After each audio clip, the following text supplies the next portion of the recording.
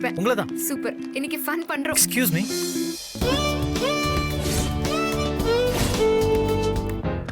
இவளா திரும்பவும் இவள போய் பார்த்துட்டோமே. இவனா? இவத்துக்கு என் பின்னாடி வரான்? என்ன ஃபாலோ எதுவும் பண்றானோ? ஹலோ, என்ன ஃபாலோ பண்றியா? அந்த பிரச்சனைய போனா போதுன்னு விட்டது ரொம்ப தப்பா போச்சு. ஃபாலோ பண்றேன் நானு உன்னை. ஓவரா சீனெல்லாம் போடாதுன்னு அன்னைக்கு பேசினேல, அன்னைக்கு கிழிஞ்ச காதே இன்னும் சரியாவல.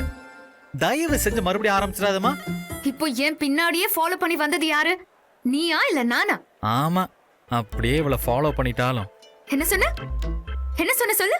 இங்க பாரு, என் கவரை நீ மாத்தி எடுத்துட்டு வந்துட்டேன். கொடுத்துட்டா உன் மூஞ்சிய கூட பார்க்காம திரும்பி அப்படியே போயிடுவேன். என்னது?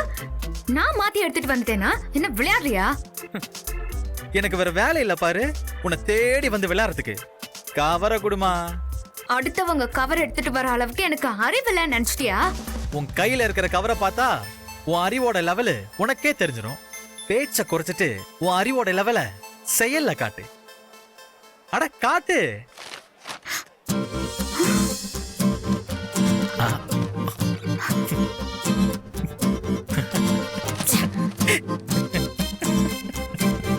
என்ன உன் மூஞ்சி காத்து போன பலூன் மாதிரி ஆயிடுச்சு?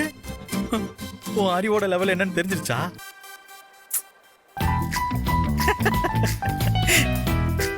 உனக்கு எவ்வளவு அறிவு இருக்குன்னு இப்ப தெரிஞ்சிருச்சா?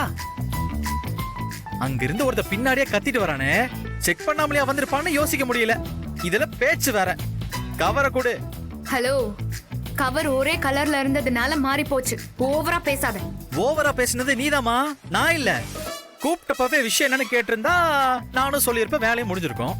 அதை விட்டுட்டு ஃபாலோ பண்றியெல்லாம் கேட்டு தேவையில்லாம எதுக்கு இந்த மொக்கையெல்லாம்?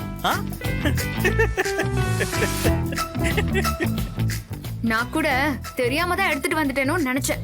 நீ பேசுற பேச்ச பார்த்தா பர்பஸா ஏதோ மாத்தி வச்சுட்டு பேசுற மாதிரி தெரியுதே. வாட்? ஆமா, பிளான் பண்ணி கவரை மாத்தி வச்சுட்டு அதே ஒரு சாக்கா வச்சு பெரிய ஹெல்ப் பண்ண மாதிரி மொபைல் நம்பரை வாங்கிடுவேன்.